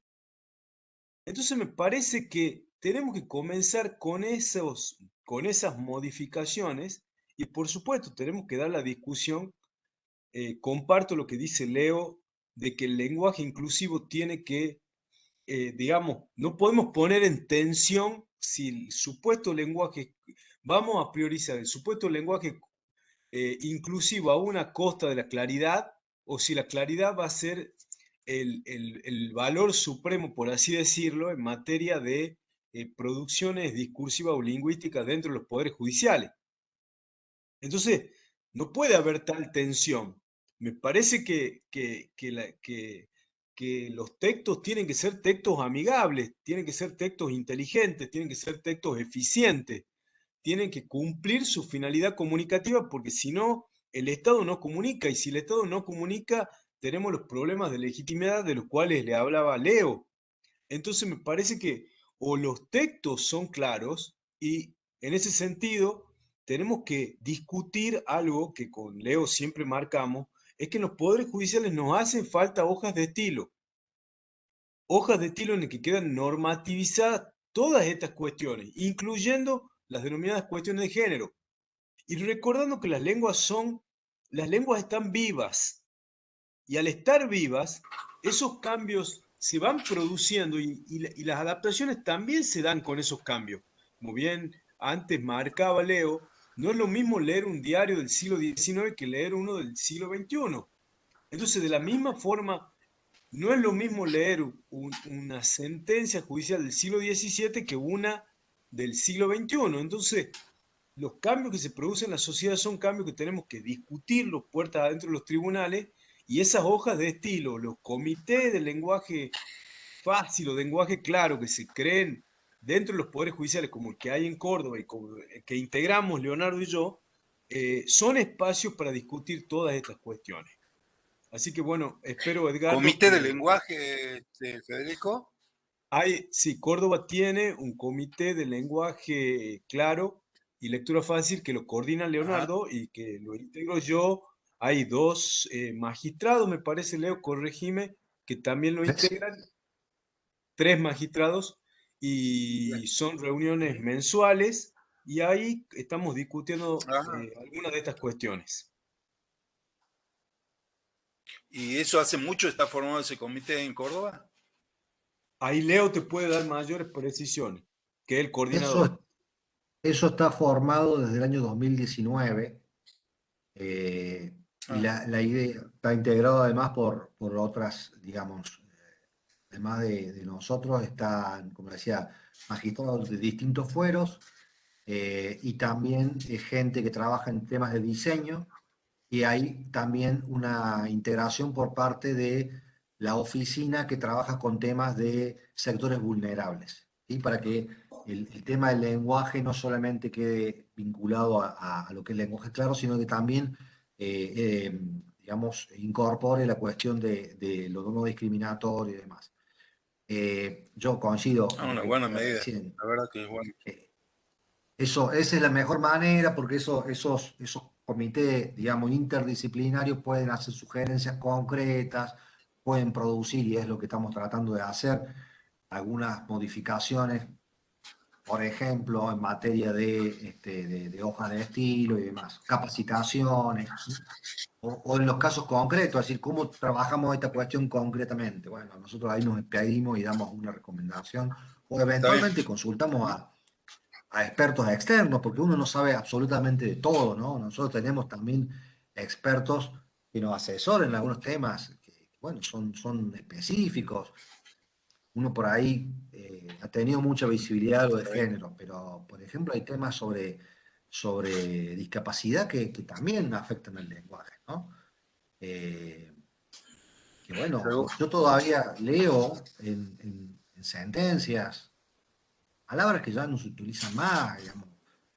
eh, una palabra, geronte, por ejemplo, y yo la leo en la sentencia, y bueno, se supone que ya esa palabra es una palabra discriminatoria y que no se recomienda su uso, bueno, pero todavía hay cosas que no se han apropiado en la praxis de redacción.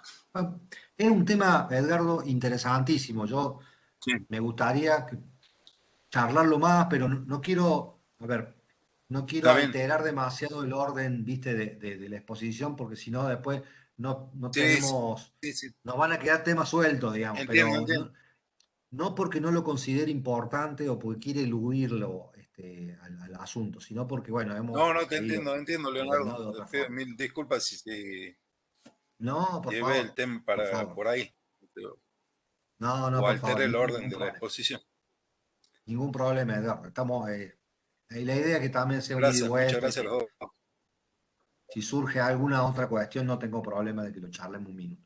Bueno, no, simplemente para no Muchas gracias. demorarme demasiado y ya ir cerrando esta presentación inicial. Y bueno, reiterando un poco la cuestión de los destinatarios, que ha sido un poco el eje en el cual he tratado de moverme durante toda la clase de hoy.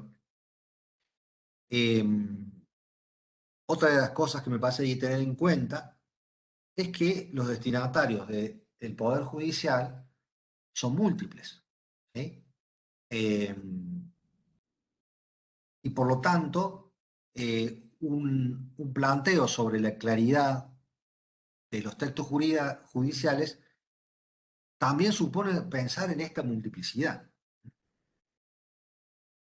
Yo hice un pequeño listado, pero ustedes pueden agregar y completarlo, un listado que no pretende para nada ser exhaustivo, de los múltiples destinatarios que tiene una resolución judicial.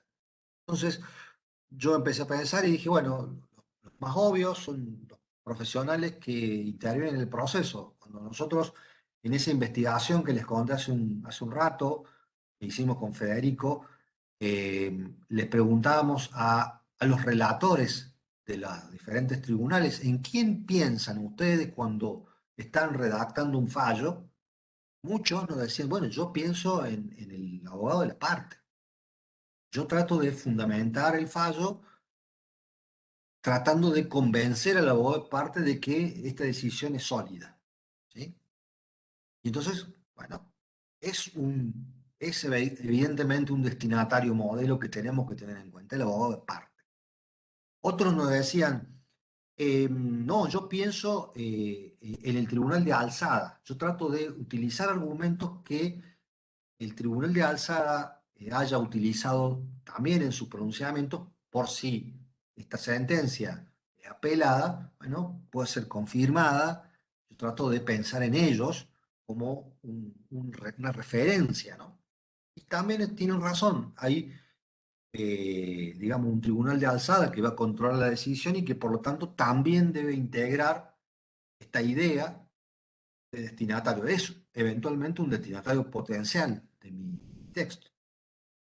Por supuesto, dependiendo de cuál sea la resolución, quizás haya organismos públicos o privados que estén afectados por la decisión y por lo tanto también son destinatarios que tengo que pensar. Supongamos que la decisión, no sé, una adopción, disponga que ordeno al registro civil que anote al niño tal de tal forma y demás. Bueno, ahí está claramente configurado un destinatario que no es parte del sistema judicial, pero que, bueno, de alguna manera es un organismo conexo.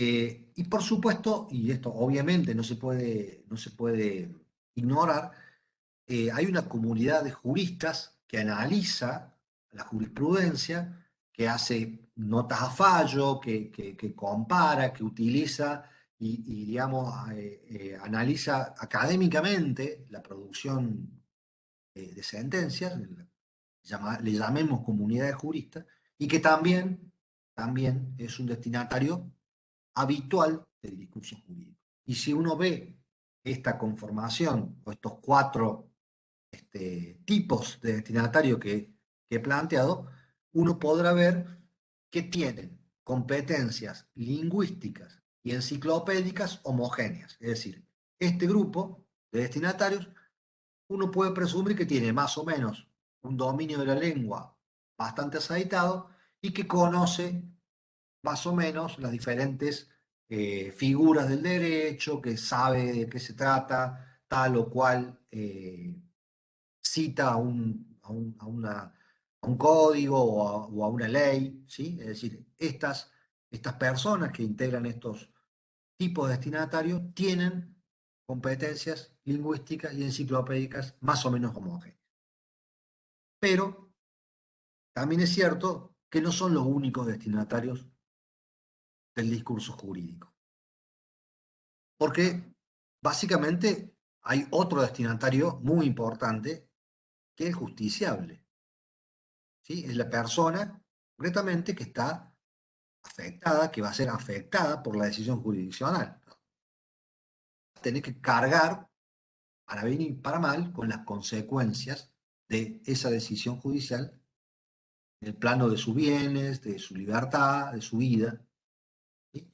Y entonces el justiciable es, sin duda, un destinatario al que tengo que visualizar a la hora de redactar una decisión.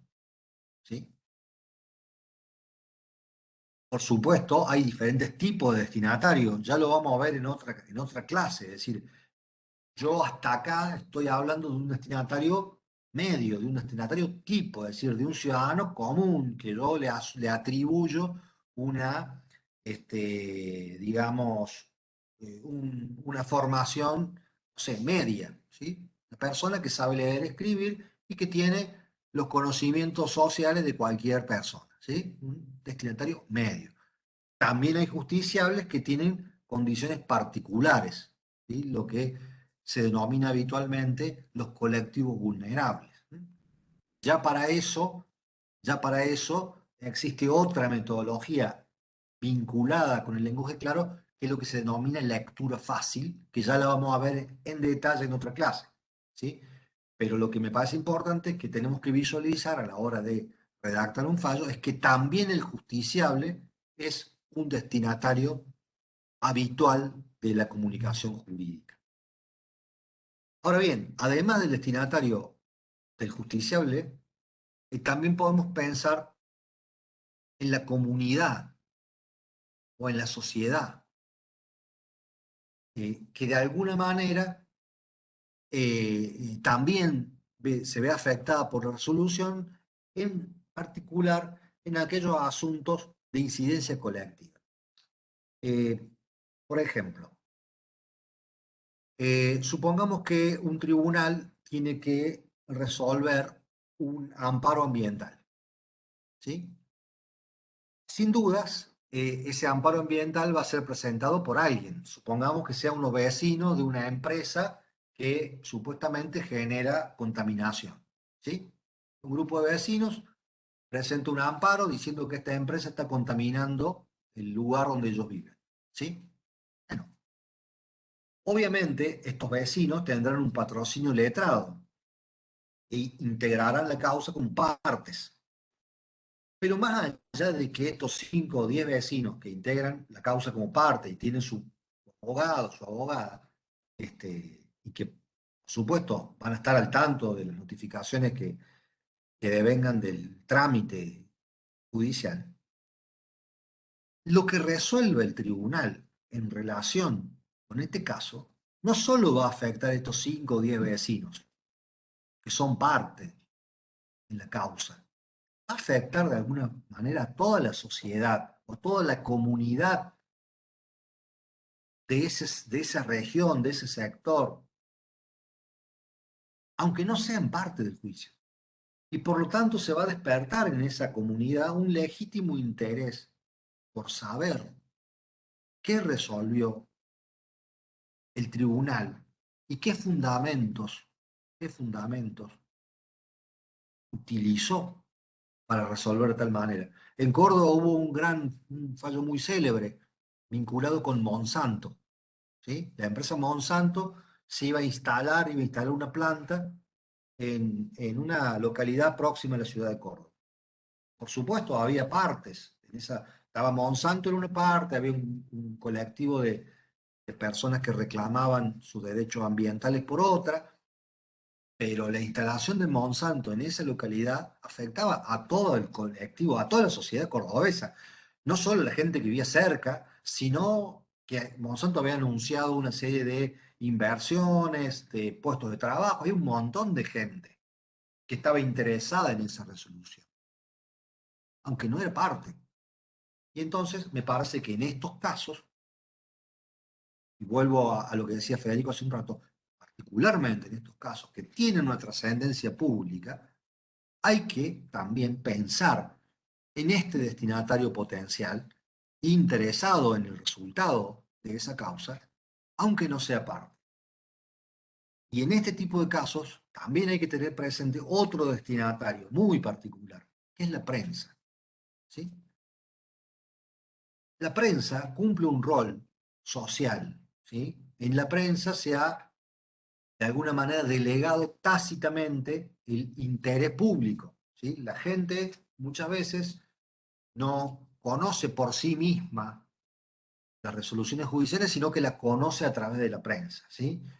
Digo, uno va a un juicio penal, supongamos, y no es que haya 100 personas viendo el juicio, pero hay 5 periodistas que comunican ese resultado, esa información a miles de personas.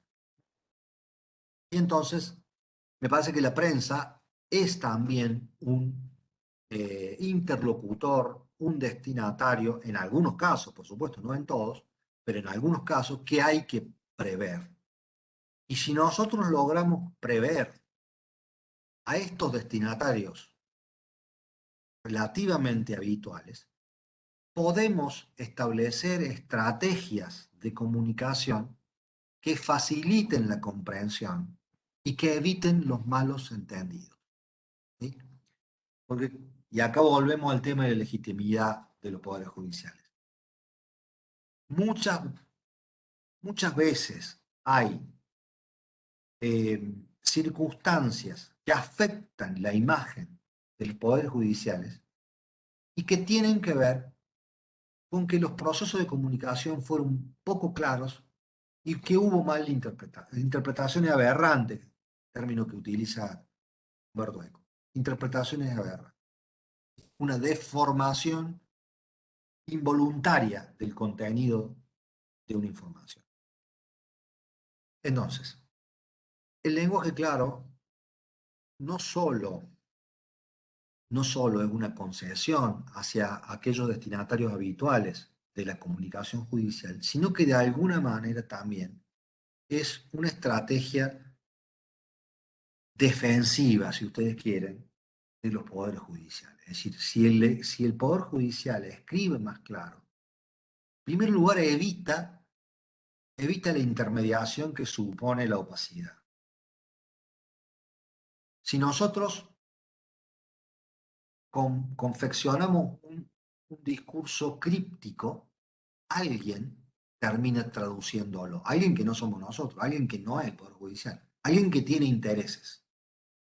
Muchas veces se traba esta discusión.